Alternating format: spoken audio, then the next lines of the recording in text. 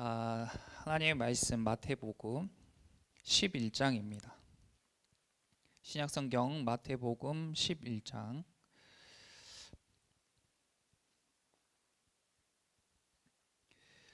25절에서 26절.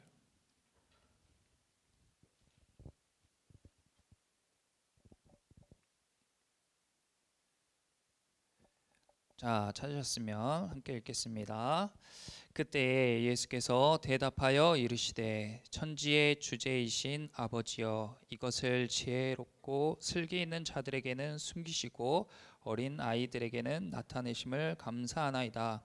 옳소이다. 이렇게 된 것이 아버지의 뜻이니이다. 아멘. 올해 2022년에 우리 교회 표가 사중복음으로 있는 해예요. 있는이 중요한데 하나님과 나 그리고 이웃들과 함께 이어지는 애. 우리가 코로나로 인해서 많이 사람들과 또 하나님과 멀어지게 되고 또 SNS나 핸드폰으로 인해서 소통이 많은 것 같지만 겉도는 이야기만 많을 뿐 실제로 내 마음을 터놓고 이야기할 수 있는 그런 친밀한 관계는 점점 더 사라지고 있는 이런 시대에 우리가 복음으로 하나님과 더욱 가까워지고 또 우리 서로의 마음을 터놓고 이야기할 수 있는 그런 사람들이 더욱 더 많아지고 가까워질 수 있는 그런 해가 되었으면 좋겠습니다. 저기 있는 그 손가락 십자가는 우리 교회 청년들이 함께 찍은 거예요. 저렇게 우리 토파즈도 반별로 목장별로 저렇게 한번 찍어 보면 좋을 것 같아요. 자, 그러면 오늘은 먼저 하나님과 우리가 어떻게 이어져야 되는가, 하나님과 우리가 이어져야 되는데 하나님과 우리가 어떻게 이어져야 되는가 오늘 말씀을 통해서 우리가 함께 나눠보겠습니다. 자, 마태복음 11장 25절에 보면 예수님이 이렇게 말씀하셨어요. 천지의 주제이신 아버지여, 이것을 지혜롭고 슬기 있는 자들에게는 숨기시고 어린 아이들에게는 나타내심을 감사하나이다. 자, 이 짧은 말씀 안에 많은 메시지와 의미가 함축되어 있는데, 그래서 하나님의 말씀은 묵상하는 거예요. 휙 읽고 지나가면 그런 영화나 드라마의 내용처럼 휙 읽고 지나가면 그 내용을 우리가 딱 알 수 있는 것이 아니라 그 한 단어 한 단어에 깊은 묵상과 그 많은 의미와 메시지가 있기 때문에 그것을 묵상하면 묵상할수록 그게 쫙 이렇게 풀려가는 거예요.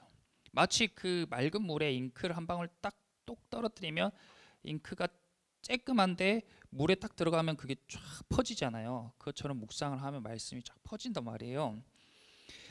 자, 천지의 주제이신 아버지여, 이것을 이랬어요. 이것에 동그라미 쳐보세요. 이것을 지혜로운 사람한테는 숨기시고 어린아이에게 나타내시는 이것이 무엇인가? 이것이 그 앞에 있는 천지의 주제이신 아버지여, 이 말씀이에요.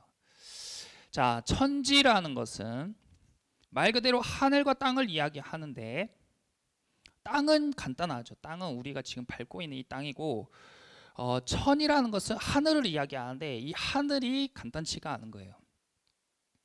자, 하늘은 이런 하늘들이 있는데 이 천지라는 것은 눈에 보이는 세계와 눈에 보이지 않는 세계, 우리가 많이 나눴던 눈에 보이는 세계와 눈에 보이지 않는 세계를 이야기해요. 눈에 보이는 세계는 땅이죠. 땅에 있는 것들은 다 눈에 보이는 거예요. 근데 하늘이라는 것은 눈에 보이지 않는 세계입니다. 첫 번째 하늘은 창공이라고 부르는 우리가 밖에 나가서 하늘을 바라볼 수 있는 그 하늘인데, 저 창공도 사실은 경계가 없는 거예요. 어디서 하늘이 시작해서 어디까지를 하늘이라고 해야 될지 모르죠. 이 공이라는 것은 비어있는 공간을 이야기하는 겁니다. 그러니까 하늘은 눈에 보이지 않는 공간을 이야기하는 거예요. 두 번째 사진은, 둘째 하늘은 어떤 하늘이에요? 우리 눈에 보이는 창공을 넘어서 우주를 이야기하는 거죠. 우주의 시작도 이야기할 수 없고 우주의 끝도 이야기할 수 없는 거예요. 왜냐하면 거기 보이지 않는 세계이기 때문에. 그리고 그 다음은 정말 볼 수 없는 공간인데 저기가 바로 셋째 하늘이라고 불리는 곳입니다. 바로 하나님께서 계신 그곳을 하늘이라고 성경에서 이야기하는데 그 하늘이 바로 셋째 하늘. 바울이 고린도후서 12장 2절에 내가 셋째 하늘에 올라갔었는데 그때에 내가 몸 안에 있었는지 몸 바깥에 있었는지 모른다라고 이야기한 그곳이 바로 저 셋째 하늘이에요. 그리고 저곳을 낙원이라고 성경에 기록하고 있습니다. 그러니까 우리 교회가 낙원교회인 것은 이곳이 바로 그 셋째 하늘이 되기를 바라는 마음에서 그렇게 이름을 지었다고 생각해요. 하나님께서 거하시는 곳, 하나님께서 임재하시는 장소, 하나님이 있는 장소, 그것이 바로 셋째 하늘입니다. 그러니까 천지라는 것은 눈에 보이는 세계부터 눈에 보이지 않는 모든 세계, 근데 눈에 보이지 않는 세계는 하늘뿐만 아니라 어느 영역까지 우리가 눈에 보이지 않는 세계냐면 우리의 마음이라는 것. 이 마음이라는 게 분명히 있잖아요. 근데 눈엔 보이지 않죠. 마음이라는 거. 그다음에 바이러스라는 거, 병이라는 것, 죽음이라는 것. 이런 것들이 다 눈에 보이지 않는 세계예요. 하늘에 속한 세계입니다. 그래서 동양에선 이것을 보이는 세계를 유라고 하고 보이지 않는 세계를 무라고 했어요. 그래서 제가 전에 유무상생이라는 걸 이야기해 줬어요. 이 세계는 보이는 것과 보이지 않는 것이 같이 작용한다. 그리고 보이는 세계를 양이라고 하고 보이지 않는 세계를 음이라고 했어요. 그래서 음양의 조화가 맞아야 된다 이런 말도 하죠. 플러스 마이너스라고 표현하기도 하고, 그리고 서양에서는 이곳과 저곳이라고 이야기하고 눈에 보이지 않는 세계를 이데아라고, 그리고 그곳에서 오는 생각을 아이디어라고 하는 거죠. 그리고 이것을 성경에서는 표면적인 보이는 세계를 표면적 세계라고 하고 보이지 않는 세계를 이면적 세계라고 했어요. 그러니까 이 보이지 않는 세계는 또 혼돈의 세계고 보이는 세계는 질서의 세계죠. 이렇게 이 보이는 세계와 보이지 않는 세계를 다 아우르는 것이 우리가 살아가고 있는 이 세계인데, 그것을 두 글자로 딱 압축시킨 게 천지예요. 태초에 하나님이 천지를 창조하셨느니라. 그러니까 하나님이 눈에 보이는 세계와 보이지 않는 세계까지, 그리고 이 창공뿐만 아니라 우주뿐만 아니라 우주 너머에 있는 그 셋째 하늘까지 하나님께서 창조하셨다. 그런데 이 천지의 주제이신 일이 있어요. 주제가 무엇인가? 저 주자는 주인 주자인데, 그러면 천지의 주인이신 하면 더 쉽잖아요. 우리가 이해하기 쉽잖아요. 근데 주제라는 생소한 단어를 쓴 것은 이 성경을 번역하신 분들이 가장 적합한 단어를 기도하고 묵상해서 기록하신 거란 말이에요. 그러니까 저것을 천지의 주인이신 이렇게 하지 않고 천지의 주제이신 한 것은 특별한 저 단어에 의미가 있기 때문에 저렇게 표현을 하신 거예요. 주는 주인 주인데 제는 무엇인가? 제는 제상제라고 하는 단어인데, 단순히 우리 하늘과 땅 보이는 세계와 보이지 않는 세계의 주인 될 뿐만 아니라 저 제라는 단어는 우두머리 제자예요. 우두머리 제. 그래서 한자를 보면 저 글자 위에 간머리가 있고 그 아래 매울 신자가 있는데, 저 간머리는 집을 뜻하고 그 안에 매울 신자는 저 그림과 같이 칼, 자르는 칼보다는 찌르는 송곳에 가까운 칼을 표현한 것입니다. 그래서 저 아래 맨 왼쪽에 있는 그림이 고대의 갑골문, 그러니까 가장 먼저 기록된 문자인데, 저것이 소 어깨뼈나 거북이 등껍질에다가 새긴 글자예요. 그런데 저 글자를 어떨 때 사용하냐면 자기 집 안에 있는 노예들에게 문신을, 그러니까 표시죠. 노예의 표시, 문신을 새길 때에 저 송곳으로 잉크를 뿌리고 송곳으로 이렇게 해서 자기 노예라고 표시를 할 때 쓰는 글자예요. 그러니까 저 표시가 있는 사람들은 다 저 주인의 다스림을 받는 노예들이다, 이 이야기죠. 그 천지의 주제이신, 이건 무슨 말이냐면 보이는 세계와 보이지 않는 세계를 다 만드셨을 뿐만 아니라 그분의 중심으로 이 모든 것이 돌아간다. 그리고 이 창조된 모든 것은 그분의 노예와 같다, 이런 뜻이에요. 이것이 받아들여지면 우리가 하나님을 믿고 따르고 순종하는 사람들이고, 이것이 안 받아들여지면 하나님과 관계가 없는 사람이죠. 하나님과 이어진다는 것은 이것을 우리가 더 깊이 받아들이는 거예요. 성경에서는 노예라는 극단적인 표현을 우리에게 안 쓰고 조금 더 완화된 표현으로 종이라고 쓴 거죠. 종. 여러분, 노예는요, 노예는 어떻습니까? 노예는 자기 주장이나 자기 삶이 없어요. 주인이 때리면 맞고 죽이면 죽는 거예요. 굶기면 굶고 주면 먹는 거예요. 그게 노예예요. 근데 우리가 다 노예라는 거예요. 우리가 다 노예예요. 근데 그 주인이 어떤 사람인가에 따라 그 노예의 삶이 달라지죠. 그래서 하나님과 끊어진 사람들은 노예의 삶이고, 하나님을 만남으로써 그들에게 새로운 삶이 나타난다는 것을 이야기해주는 성경이 바로 출애굽기예요. 이스라엘 백성들이 400년 동안 노예의 삶을 살잖아요. 그때의 성경 기록이 없어요. 하나님과 끊어진 시대에. 그리고 하나님께서 모세를 통해서 그들을 애굽에서 끌어내실 때에 비로소 그들이 하나님의 종, 하나님의 노예, 하나님의 백성이 되는데, 그들의 삶이 파라오, 즉 바로의 노예였을 때와 하나님의 노예였을 때 삶이 어떻게 달라지는가, 그것을 보여주는 게 출애굽기죠. 천지의 주제이신, 천지의 주인이신, 천지를 다스리는 그분이 바로 우리가 믿는 하나님이신 줄 믿습니다. 그러니까 오늘 여러분들이 찬양을 참 잘하신 게, 주 뜻대로 하소서 하고 찬양하면서 나는 아무것도 아닙니다. 나는 아무 쓸모 없습니다. 나는 종, 주의 종, 무익한 종이니. 나는 노예, 주의 노예, 무익한 노예인. 주 뜻대로 나를 사용하소서. 이것이 하나님을 믿는 크리스찬의 참 고백이죠.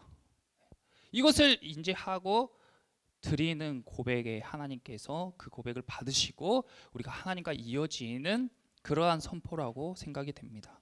그런데 이것을 받아들이기가 쉽지 않아요. 여러분이 노예이고 여러분이 종이라고 생각하고 그것을 받아들이는 것 정말 쉽지 않습니다. 하나님께서 여러분들을 꿀치시고 여러분들을 때리시고 여러분들을 굶기시고 이런 것들을 우리가 쉽게 받아들일 수 있냐? 지금은 우리 수준이, 삶의 수준이 너무 다 올라갔기 때문에 자기 자존감도 높고 자기에 대한 프라이드가 강해요. 그래서 자기가 노예의 삶을 산다는 것, 자기가 노예라는 것을 받아들이기가 어렵습니다. 근데 성경은 우리를 계속해서 주의 종이다, 하나님의 종이다, 그리고 그것에 대한 본을 보여주신 분이 바로 예수님이죠. 예수님이 왜 가난하게 사셔야 돼요? 왜 머리 둘 곳도 없이 사셔야 돼요? 왜 남루한 옷을 입고 다니셔야 돼요? 왜 굶으셔야 돼요? 왜 채찍에 맞고 왜 비참한 죽음을 당하셔야 돼요? 그것은 바로 우리가 하나님의 종임을 그분이 몸소 보여주신 거예요. 또 반면에 예수님께서는 천지의 주제이신 하나님을 보여주셨어요. 눈에 보이지 않는 세계를 다스리는 하나님의 역사를 보여주셨다, 그 말이에요. 예수님이 눈에 보이지 않는 병을 고치셨어요. 예수님이 눈에 보이지 않는 날씨를 움직이셨어요. 바람도 멈추라고 하고 풍랑도 멈추라고 하고 파도도 멈추라고 했어요. 그러니까 날씨도 순종하죠. 보이지 않는 세계까지 다스리는 하나님의 역사를 보여주신 겁니다. 그리고 죽은 사람에게 다시 일어나라고 명령하셨을 때 죽음이 물러나고 그 사람이 일어나는 그 죽음의 세계까지 다스리는 하나님의 역사를 보이신 줄 믿습니다. 근데 이것을 지혜 있는 사람들에게는 숨기시고 어린아이에게는 나타내신다는 거예요. 이 하늘과 땅의 주인이신 그분이 누구냐? 이 하늘과 땅의 주인이신 우리의 주인이, 만약에 이집트의 바로 같은 주인이 우리의 주인이었다면, 만약 저 같은 사람이 여러분의 주인이었다면 얼마나 여러분들의 삶이 힘들었을 텐데, 여러분들의 것을 다 빼앗고, 여러분들이 만약에 진짜 여러분들이 집에 노예를 부리는 사람이라면 여러분들이 그 노예들의 가진 것의 10분의 1을 요구하겠어요? 역사적으로 대부분의 주인들, 다스리는 사람들은 노예들의 가진 것의 10분의 8을 빼앗았습니다. 평균적으로. 9개를 주겠어요? 내 마음대로 할 수 있는데? 내 마음대로 할 수 있는데 자유시간을 주겠어요? 하루 종일 일 시키고 부려먹고 잠잘 시간도 안 주고 편히 먹을 시간도 안 주죠. 역사적으로 인간이 주인인 시대에는 그랬어요. 아프리카에 있는 흑인들이 노예였을 때에 그들이 어떻게 아프리카 대륙에서 유럽으로 끌려갔는가. 한 배에 사람을 가득 채워서 태울 데가 없으니까 그것을 층층이 나무 칸을 세워가지고 거기에다 사람을 지그재그로 눕혔어요. 그렇게 2달 이상을 항해해서 유럽으로 데려갑니다. 그러면 그 누운 상태에서 먹지도 못하고 그대로 싸면 오물이 계속 아래로 흘러요. 그래서 거기에서 한 절반은 죽고 절반 살아남은 사람들만 유럽에서 노예 생활을 했습니다. 아프리카 사람들이. 인간이 주인이 되면 노예를 그렇게 부려요.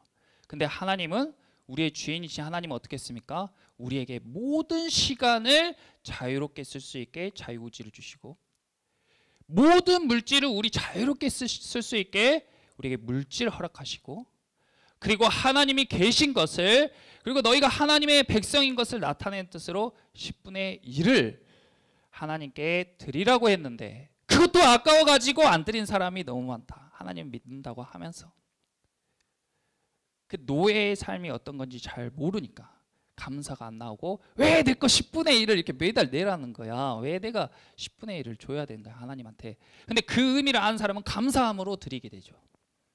감사함으로. 성경에 11조를 드린 사람들 보면 아까워서 드린 사람이 없어요. 말하지 않았는데 자기가 그냥 드리는 거예요. 10분의 1도 드리고 10분의 2도 드려요. 감사함으로 드려요. 근데 그 주인이 그 눈에 보이는 세계와 보이지 않는 모든 세계를 만드시고 다스리시고 중심이 되시는 그분이 그냥 나를 보살피시는 주인 정도가 아니라 어떤 분이에요? 바로 아버지다.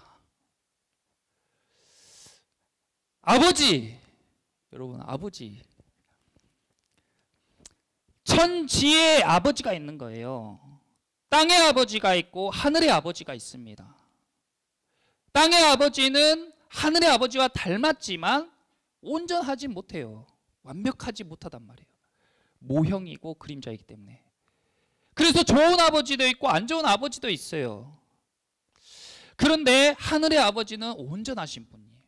우리를 아끼시고 보살피시고 돌봐주시는 분. 근데 그 아버지가 이 왼쪽의 그림처럼 자식을 다 따뜻하게, 그리고 자식이 원하는 걸 다 들어주시고 아주 아버지가 자상하고 따뜻한 분일 때도 있지만, 반대로 아버지가 어떤 분이야? 아버지는 회초리를 드실 수도 있는 분이다. 아버지는 훈육하시는 분이고, 우리가 잘못된 길로 가면 징계도 하실 수 있는 분이 바로 아버지예요. 여러분들이 아버지와 인연을 끊을 수 있어요? 아버지와 인연을 끊을 수 있냐고요. 내 하나님을 내 아버지로 모셨다면 아버지와 인연을 끊을 수 있냐고요. 기분 나빠서 아버지랑 같이 못 살겠습니다. 탕자처럼. 아버지는 좋은데 저 친구가 보기 싫어서 나 아버지랑 절교해야겠습니다. 이런 게 가능하냐고요. 아버지랑.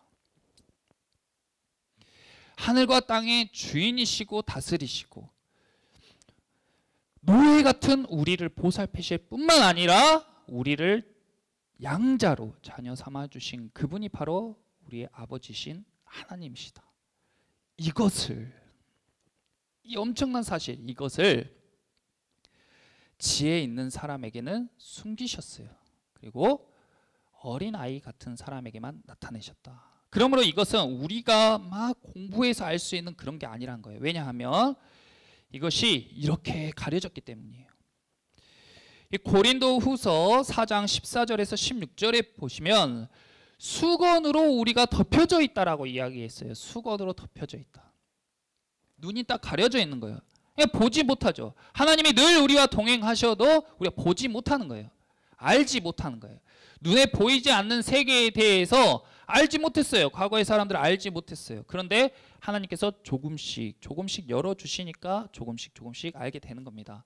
인간의 지혜와 지식으로 막 과학의 발달과 인간의 지식의 발달로 인해서 이런 것들을 알게 된 게 아니고, 눈에 보이지 않는 세계를 하나님께서 열어주시는 만큼 우리가 알게 되고 보게 됐다는 거예요.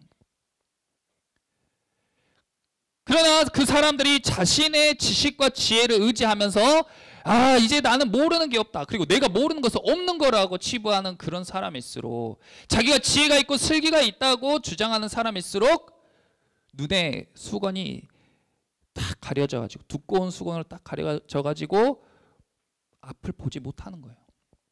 눈에 보이는 세계에 매몰된 사람은 보이지 않는 세계에 대해 점점 더 무감각해지고 무뎌집니다.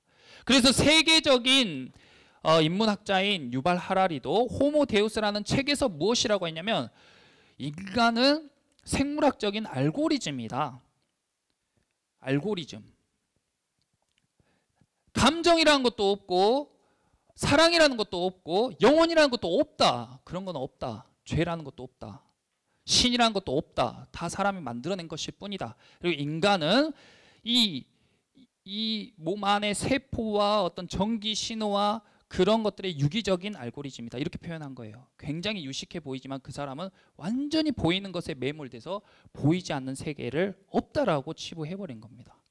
지혜 있고 슬기가 있는 사람들에게는 완전히 하나님이 가려버리신 거죠. 근데 아무것도 모르는 유치원생, 어린아이, 갓난아이, 이런 애들은 하나님이 아버지시다, 아멘 해요. 하나님이 다 만드셨다, 아멘 한단 말이에요. 다 받아들여요. 다 받아들인단 말이에요. 근데 그 아이들이 뭘 몰라서 그러는 게 아니고 하나님이 그 아이들에게 나타내셨기 때문에. 그래서 어려서부터 신앙을 갖는 것이 좋은 것이고 중요한 것이죠. 그래서 예수님께서 26절에 뭐라고 하셨냐면 올소이다 이런 거예요. 올소이다를 두 글자로 하면 아멘입니다. 아멘. 반대로 아멘 하지 못한 사람은 뭐예요? 아닌데요? 틀렸는데요? 부당한데요? 그것이 맞지 않습니다 하고 반박하는 거. 그런 마음. 내가 왜 노예이냐? 내가 왜 그렇게 해야 되냐? 내가 왜 그렇게 해야 되냐? 내 삶이 중요한데 내가 왜 내 것을 드려야 되냐? 내 시간을 드려야 되냐? 내 노력을 드려야 되냐? 하고 반박하는 마음, 반박하는 말들, 이런 것들이 올소이다의 반대죠. 근데 예수님은 올소이다. 그리고 그것이 아버지의 뜻입니다. 이렇게 이야기를 한 거예요. 그러므로 하나님과 이어지는 법이 뭐예요? 하나님과 우리가 딱 이렇게 이어질 수 있는 방법. 하나님과의 관계, 하나님과의 인재 안에 살아가는 법. 그것은 하나님을 알고, 하나님을 알아야 돼요. 하나님을 안다는 것은 우리가 친구들을 알 때에도 그렇죠. 제가 기현이도 알고 에스더도 알고 우리 찬이도 알아요. 근데 알긴 알지만 깊이 알지 못하는 것은 우리가 그 내면의 마음으로 소통해 본 적이 없기 때문에 더 깊이, 제가 곽진영 선생님을 아는 것만큼은 모르죠. 하나님을 안다는 것은 머리로 딱 아는 그런 걸 이야기하는 게 아니라 마음으로 통하는 걸 이야기해요. 그 하나님을 아는 거죠. 그래서 여러분이 여러분 속 얘기를 저한테 안 하면 전 죽었다 깨나도 여러분들에 대해 몰라요. 내 마음이 어떤지 저한테 이야기해 주지 않으면 저 모른단 말이에요. 마찬가지로 제가 여러분에게 제 속 이야기를 안 하면 여러분들 절대 모르죠. 모르잖아요. 마찬가지로 하나님도 하나님의 속마음을 여러분들에게 이야기해 주지 않으면 여러분들은 죽었다 깨어나도 하나님을 모릅니다. 근데 하나님이 자기가 막 똑똑하다고 다 아는 것처럼 행동하는 사람에게는 일부러 감추시는 거예요. 안 드러내셔요. 자기를 안 드러내셔. 근데 어린아이같이 막 순수하게 하나님을 쫓고 하나님을 바라는 사람에게는 하나님이, 야, 내 마음은 이래. 난 이런 존재야. 난 너가 이럴 때 진짜 좋다. 너가 이럴 때 진짜 마음이 아프다. 이런 걸 하나님이 나타내시는 거예요. 그러니까 알게 되죠.